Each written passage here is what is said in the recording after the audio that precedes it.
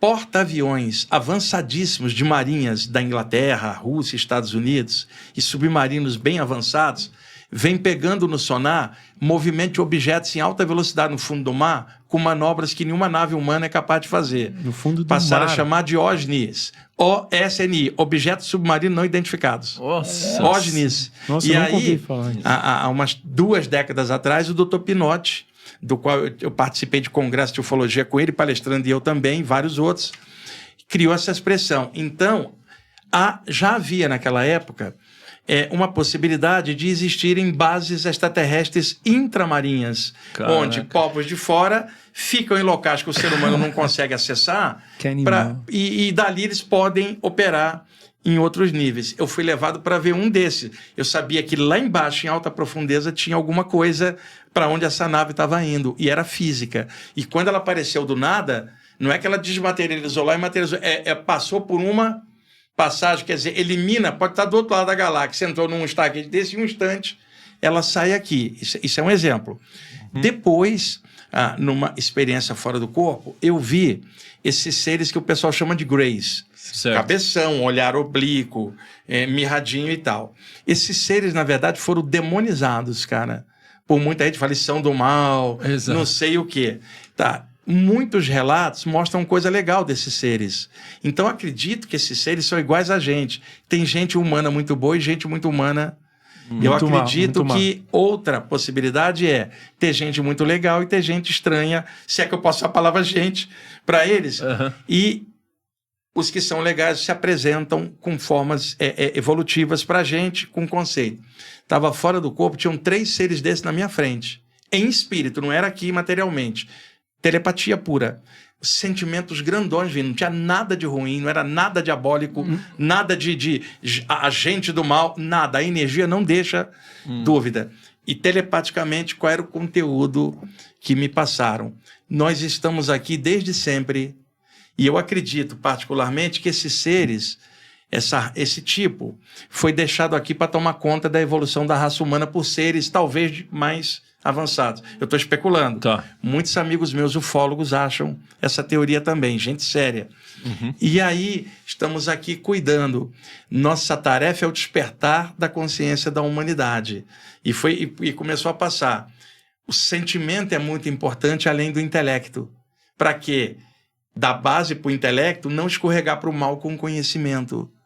Veja bem o que esses caras... A mesma coisa que um guia espiritual me passaria. Então, eu voltei para o corpo com toda essa memória de ter estado com esses 3. Aí alguém está assistindo e fala, acho que esse cara inventou tudo. Eu entendo o pensamento da pessoa, não exige que ela acredite, não me acho melhor do que ela por causa disso. Eu estou apenas contando uma experiência, não como um fanático contaria um doutrinador, que eu não estou lidando com doutrina nenhuma, eu estou contando uma experiência humana que quem mexe com essas áreas já teve. Então, sempre tive esses contatos até o ponto de ver seres que não tinham forma, cara. Eles não tinham forma humana, era só inteligência e amor integrado, cara. Caramba. Você imagina estar na frente de um ser que é como se fosse uma luz, inteligência e amor integrado, e ele te compreende completamente, sem te julgar nada. Então, mas como é essa comunicação? É totalmente... Telepática. E outra, não é telepática como é humana entre nós, que ainda vai ter uma articulação mental.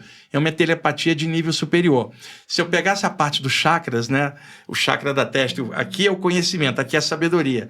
A nossa telepatia, ela é por aqui. Esse tipo de telepatia, ela vem pelo chakra de cima. Ninguém falou nada, você compreendeu tudo. E eu também tive experiência... Como se fosse um download assim, de informação que você recebe? Instantâneo, ou em bloco, instantâneo. Cara. Tua mente é interpenetrada por um universo de informação. Detalhe, ali você está fora do cérebro. Quando você encaixa aqui, o teu cérebro não aguenta segurar tudo, pela limitação dos sentidos. Você nunca consegue trazer tudo, mas o pouquinho que você traz te muda tudo, porque você está percebendo algo muito maior, mais avançado, e que em nenhum instante te julgou e te disse que é superior, e pelo contrário te considera igual, porque tudo veio da mesma luz. Conhece profundamente todas as suas vidas. Nossa. Não condena nada, vê em você nenhum defeito, e sim um potencial de você evoluir, crescer e se expandir a tua consciência. É isso que eu percebi. E aí eu não posso chegar e falar que um ser desse é extraterrestre, é o Pai Joaquim, porque é uma consciência... A única coisa que eu posso dizer, humana não é, do jeito que a gente entende. Você tem um bichinho que você gosta. Ele olha para você, você olha para ele, há uma comunicação que não é intelectual, ela é afetiva. Ele compreende você de forma que nem você compreende. Então, quem tem um pet ali, como vocês têm o de vocês, eu tenho o meu lá em casa, o Rama me esperando voltar, tem que estar com 17 anos o Rama. Então, há tipos de telepatia diferentes. Humano-animal, mas o animal não vai ter a telepatia igual ao humano, mas há uma percepção que às vezes ganha da nossa, se a gente olhar às vezes, né? E entre eles, né? Entre eles, existe, por exemplo, um casal que está apaixonado, às vezes pelo olhar, um olhou o outro, já comunicou, não precisou comunicar nada. Não há somente um tipo de telepatia. Não precisa de palavras. Né? Às vezes não precisa de palavras. E outra, às vezes até uma música comunica algo, mesmo uma música instrumental, você entendeu qual era a atmosfera. Então, se era triste ou alegre. Tem várias formas de comunicação no universo. Não dá pra gente achar que é só a nossa maneira de perceber. E outra... Que é o ideal. Nossos 5 sentidos não dão a medida do universo, que é infinito. Como que alguém não entende isso? Sim. Nossos 5 sentidos percebem limitadamente este meio. Não dão a medida do universo nem material, quanto mais o universo espiritual. E outra coisa, eu conheci gente que falava assim, eu admito o infinito, eu admito que possa ter vida em outro lugar, mas a pessoa ainda dentro do espectro, somente o material. Ela admite o infinito material do universo estelar, mas não admite outros planos interpenetrando esse universo, que são níveis espirituais. Mesmo alguém que fala o infinito pode falar de forma materialista. Exatamente. Perfeitamente. Perfeito. Por isso que as pessoas que não acreditam, igual você acabou de falar, você que está assistindo pode não acreditar em nada disso. Não tem problema. É da mesma maneira como eu não consigo ouvir a 2 quilômetros de distância, o meu cachorro consegue. Né? É igual você consegue fazer fora do corpo uma telepatia parapsíquica. Que normalmente aqui a gente não... Isso Exato. aí seria igual, cara. Você ir... te deram um programa pra você baixar, na hora que você baixou, teu HD não cabia tudo. Exato. Era limitado. Só foi 70%. Só foi 30%. E você fala, meu Deus, tinha mais coisa. Puta, veio 30 músicas, eram 100, eu perdi 70. Exato. Mas as 30 que ficaram, você vai viajar nelas. Tem que liberar espaço daí. Né? Liberar espaço. E outra coisa. Ou aumentar o HD. Ou aumentar o HD. Evoluir. Aumentar o HD, a expansão da consciência. Exato. Perfeito. E outra coisa, não tem ali a memória tá baixa? Aí o Brunão fala aqui pra vocês, olha, aqui o computador, a memória tá baixa. Eu vou comprar, sei lá, R$500 de memória e botar aqui. Aí a máquina vai ficar rápida. Guias espirituais, mentores, ou ETs, sei lá o que for, o que eles vêm e faz? Coloca um pouco de memória a mais para ver se gira mais rápido, para ajudar a gente a processar melhor. E uma dica para quem está assistindo. Não é importante se uma pessoa é estudante espiritual, é materialista, se ela é alta ou baixa. Não. Importa o caráter da pessoa. Se é uma pessoa caráter bom, jamais vai desejar o mal de ninguém, sempre vai priorizar coisas do seu caráter que lhe diz que aquilo é o correto a fazer dentro do bom senso. Porque pode ter alguém que está assistindo a gente, é materialista e o caráter dela é ótimo. E é isso que é visto. É isso que importa. E você pode ter um estudante espiritual que estuda tudo e amar o caráter com aquilo. Então, não entra nessa vibe de eu estudo isso e você não estuda. Tá, e daí? O importante na fritada dos ovos, qual é a média do teu caráter? Se o teu caráter é bom, não interessa se você é da linha X ou Y e se não acredita em nada. Eventualmente, quando você passar para outro plano, o universo se abre para outro plano e o teu caráter garante que você fica bem. Não é acreditar em algo que torna você melhor. O que torna você melhor é o que você pensa, sente e faz. Ou seja, o teu caráter é o teu passe para uma nova dimensão. Olha, por exemplo... exatamente. Deixa eu dar um exemplo. Antigamente, nas linhas herméticas clássicas, quando um candidato, um neófito, ia passar por uma iniciação, uma prova, e tinha um mestre iniciador chamado Hierofante na Grécia, ele dava a nota se a pessoa passava ou não. Então, às vezes, haviam senhas. Tipo, para você entrar em determinado lugar do templo, tem uma senha para esta sala onde se operam iniciações diferentes da que você faz. Mais avançadas. Você tem a palavra de passe para ganhar acesso aqui? Não tem, então você não vai entrar. Porque se você tivesse nível, teu mestre já teria te dado o passe para você entrar. Então, você só entraria em algum lugar mediante uma senha naquele nível reconhecida. Tá? Extrafisicamente, muitas pessoas em saídas do corpo também se depararam com isso. Ao tentar passar por um outro plano, alguém pedia qual é a senha para passar né? E é claro que essa pessoa que pergunta já sabia, mas é só para o estudante saber que ele tem um limite aonde ele pode ir. Eu descobri como funciona isso sem estar num grupo. Estava próximo de uma passagem energética, tinha um guardião espiritual. Ele olhou para mim com toda a autoridade que não vinha do ego, mas da evolução dele, e não me julgava inferior, apenas era um guardião. E ele mentalmente perguntou para mim, qual é a senha? E de onde você vem, o que você quer aqui? Eu falei, olha, eu não tenho senha nenhuma, que tal você olhar no meu coração, qual é a minha intenção, o que eu faço, o que eu busco? Se você achar que eu sou justo, deixa eu passar. Se achar que eu não sou justo, simplesmente me empurra de volta para o corpo. Eu não tenho senha, só tenho meu coração cheio de amor. Passo ou não passo? Só. Passei. Passou. E aí ele riu e falou, essa era a sua iniciação. Essa era a senha. Você só precisava tomar consciência disso, que não é necessário senha, jargão, medalhão ou roupa tal. Senha. E sim a tua essência. Exatamente. Se ela é pura, ela é boa, o universo vai lidar de acordo com essa sintonia. E aí, quando você chegou lá, você sentiu o quê? Uma nova vibração? Uma vibração foi quando eu entrei num plano. Quando eu digo entrei, não é questão de espaço em cima e embaixo. Sim. Haviam consciências ali, várias, que não tinham forma. Tá? E eu, naquele instante, eu não me percebia com forma. E senti uma luz em tudo, uma compreensão em tudo. Como é que eu diria? Estou em casa. Na pura consciência. Mas eu sabia que teria que voltar para o corpo, eu aceitava isso naturalmente, por necessidade de aprender algo no corpo, mas ali eu estava em casa. Caí dentro do corpo. Passei uma semana com essa energia dentro de mim, cara. Com o tempo ela foi diluindo, porque eu não tenho nível para ficar naquele estado o tempo inteiro. Só que naquela semana, eu ia no supermercado, ia no banco, tô na fila, e aí eu sentia daquele plano descer uma luz pelo chakra coronário, descer, vir aqui e irradiar para todo mundo no supermercado. Quer dizer, eu era um pedacinho daquilo. E durante uma semana eu era melhor do que eu sou, por causa dessa influência upgrade temporário. Porque, infelizmente, eu não tenho nível para ter isso num nível maior. Mas aquilo me marcou de tal forma. Eu já tive outras assim. E aí eu chamo de amostra grátis do infinito. Caramba, eu não tenho como tomar inteiro, mas um pouquinho daquilo me faz lutar por algo melhor dentro de mim e em torno. Que da hora, hein? E era um sentimento de compaixão, cara, de paz. Compaixão e paz misturado, mas serenidade, totalmente sereno. E não era compaixão no sentido religioso. Compaixão por compaixão que não tem como intelecto descrever. Agora, se eu sentir isso um pedacinho, e isso já me... Você já imaginou Jesus sentindo isso? O tempo inteiro. Buda, Krishna, sei lá, Maria, Kuan Yin, quem quer que seja, que se admire, você já imaginou numa escala maior o tempo inteiro? E aí eu fico imaginando que esses grandes seres que desceram à Terra, a maior prova deles não é passar pela cruz ou nada, é simplesmente eles, com esse amor todo, lidar com a nossa lerdeza emocional e mental, e mesmo assim descer para ajudar.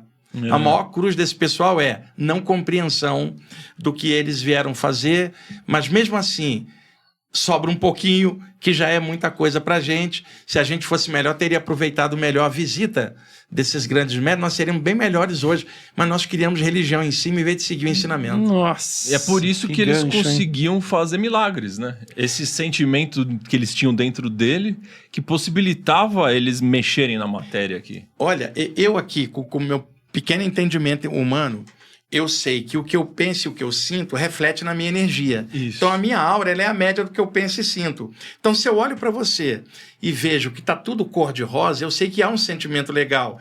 A tua energia reflete. Aí eu olho pro Brunão e falo, porra, a aura do Brunão tá escura, ele tá danado com algo, tá pensando ruim de alguém. Por exemplo, isso é hipotético, Brunão. Sua aura, vamos dizer, tá azul. Pronto, para ficar legal. Azul.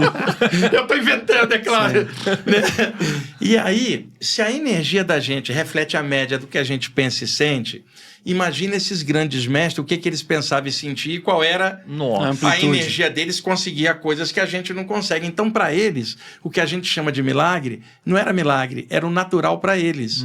Para nós é que parece milagre diante da impossibilidade da gente fazer igual. Fala, como que ele fez isso? Mas para ele, aquilo é o normal no nível dele. Então, esses grandes caras descem aqui, homens e mulheres aqui revestidos de matéria, e deixam ensinamentos legais. Se a gente prestar atenção nos ensinamentos, Nunca mais vamos ficar disputando religião, nada. O ensinamento já está dizendo tudo. E esses ensinamentos, se fossem aplicados, nós seríamos muito diferentes. Mas a gente pega o ensinamento e transforma. Deixa eu dar um exemplo.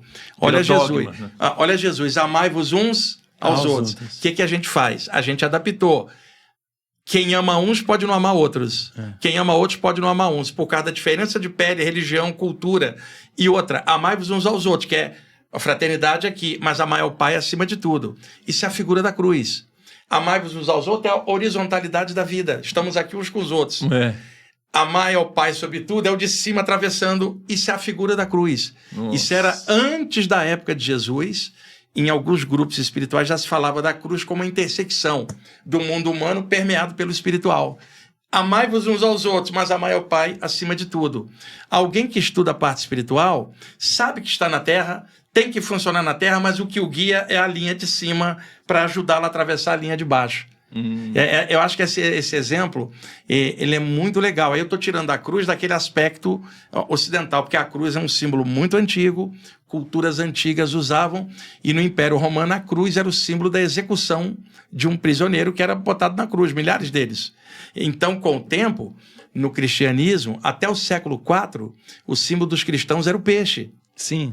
Do século V em diante, com a derrocada do Império Romano e o cristianismo tomando a preponderância, né, no caso pela linha católica inicial, na Europa, adotou-se do século V em diante o símbolo da cruz, representando o sacrifício de Jesus. Isso mudou a relação simbólica com a figura da cruz do século IV para trás. É só a pessoa que está aí assistindo pesquisar história. E por que era o peixe antes? Tem vários significados, né? Tá. Eu já vi gente falando de geometria sagrada, a figura do peixe. Sim. Já ouvi dizer porque Jesus lidava com os pescadores. Então, já ouvi muitas hipóteses sobre isso. Eu vou dar a minha explicação, tá? Eu tenho o peixe tatuado no meu braço aqui. A explicação é que os cristãos antigos, como eles eram muito perseguidos, na hora de eles se comunicarem entre eles no encontro aqui, estamos se encontrando, vamos saber se a gente é cristão, eu desenho um semicírculo na areia, você vai lá e complementa com um semicírculo, vira um peixe e a gente é identificado então, assim. Que legal, tem várias hipóteses sobre o peixe, mas isso agora já nada significa porque a figura da cruz tomou preponderância nesse novo ciclo da humanidade, do cristianismo para cá, pelo menos no Ocidente. Porque no Oriente é totalmente diferente a parte budista, a parte taoísta na China, no Oriente Médio também. Nós estamos falando da referência e o planeta Terra é uma esfera que gira incessantemente no seu movimento contínuo pelo espaço, atualmente com 8 bilhões de pessoas aqui na Terra, e essas 8 bilhões não seguem os mesmos parâmetros. O Ocidente é de um jeito, o Oriente é de outro, e todos são pessoas. Então, para mim, não importa se aquela doutrina oriental, ou se é ocidental, se é Jesus ou Buda. Me importa qual é seu caráter. Ótimo. Essa é a pergunta que importa. E daí, charada.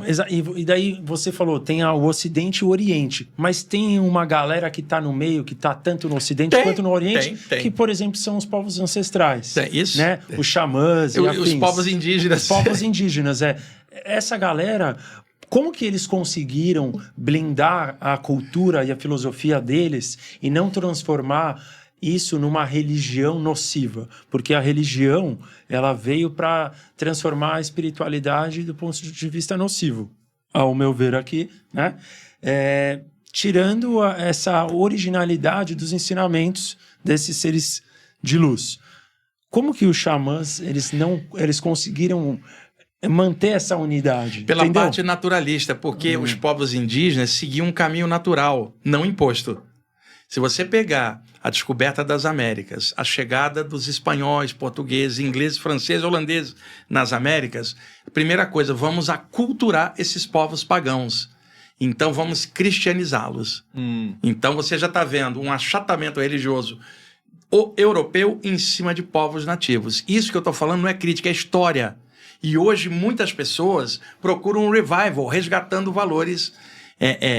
E outra, quando se fala povos nativos, nas 3 Américas, lá no Polo Norte os esquimós, na Austrália os aborígenes, na Nova Zelândia os maoris e nas ilhas do Hawaii os kahunas. Por isso que eu falei, não tem Ocidente e Oriente. Coisa, você vai encontrar cultura nativa em lugares do Oriente e do Ocidente. Então, embora essas culturas sejam locais, elas vão ter alguns pontos em comum da naturalidade daquilo. A questão de animais de poder, que é falada no xamanismo, cada um teria um. Eu pesquisando, por observação mais espiritualista, isso depende da topografia. Se você tem uma população indígena que mora na costa, vários dos animais que os xamãs vão simbolizar vão ser marítimos. Se você tiver numa população indígena no centro de um país sem acesso ao mar, os animais vão ser da montanha ou da planície. Então, por exemplo, você vai na Austrália, o xamã vai falar o animal de poder é canguru, só existe lá. O animal de poder na Austrália, ornitorrinco, aquele bicho estranho, só tem lá. Só que se a gente olhar o xamã aqui, sul-americano, ou da América Central, ou da América do Norte, eles vão ter outro tipo de animal, de acordo com a topografia, mas com o mesmo valor simbólico daquele. Então você vê uma unidade, apesar da distância. Embora a topografia seja diferente, existem valores comuns aos xamãs do mundo inteiro. E outra coisa... Sem ter comunicação entre eles. Sem ter comunicação entre eles. Como que se deu isso? Primeiro, a existência do grande espírito. Só muda o nome, Manitou, Tupã-Tenondé, do norte para o sul, mas é a noção de uma causa maior. Todos os povos nativos nunca esqueceram disso. Cara, nossa. Existe um poder maior. O Pai Primeiro, também chamado, Manitou, entre os algoquinos da América do Norte, Tupã-Tenondé, o Senhor do Trovão. E como, né? Entre os Tupi-Guarani. Quer dizer, você vê uma unidade entre a questão dos animais de poder, falada em todas as tradições nativas, mesmo sem uma você ter contato com a outra. É a prova de que a espiritualidade realmente existe. E eu não estou dizendo que a cultura nativa é mais importante do que outra. Estou dizendo que um modo de ser natural que não precisava de doutrina indo para lá ou para cá. Era captada na atmosfera esta unidade. Energeticamente. Exato. Na espiritualidade, como o Maurício falou. Mas por que eles conseguiram manter essa unidade até hoje e versus as religiões não? Talvez Entendeu? pela falta de um corpo de doutrina para formatar a espiritualidade deles. Nossa. Um corpo doutrinário, um templo estabelecido só daquele jeito, vestido daquele jeito. Hierárquico. Isto não tinha, embora houvesse uma hierarquia, sei lá, do chefe da tribo com todo mundo, o xamã respeitado por ser o elemento que lidava com o invisível. Entretanto, você não tinha uma coisa constitucionalizada, formatada e outra obrigatória. Isto você não vai encontrar. Agora, isso também não isenta, historicamente, como em todas as áreas, de ter existido e existir um xamã corrompido pro lado escuro da força. Pode ter. Porque isso aconteceu em todas as áreas. E é coisa humana. Então, existem relatos também de seres de trevas que eram pessoas que sabiam disso, mas manipularam de alguma forma e já deixaram de ter o sagrado daquilo. Eles não deixam de ser humanos, então. Não deixaram de ser humanos. Mas então, Wagner, a gente pode imaginar que eles devem ter muitos contatos com extraterrestres, avistamentos ufológicos. Olha, vamos voltar à próxima. Olha, a quantidade de relatos é enorme dentro dos meios indígenas de avistamento de seres que eles dizem que vieram do céu. Existem desenhos, existe desenho de naves nas cavernas, e é claro, as populações nativas, muitas vezes, podem ter interpretado um contato extraterrestre como um contato divino na cultura deles e falar da divindade tal desceu aqui e era alguém de fora. Tantos pesquisadores ao longo da história falaram sobre isso. Isso é muito comum nos relatos, não dos indígenas normais, mas entre os xamãs que são sensitivos dessas culturas.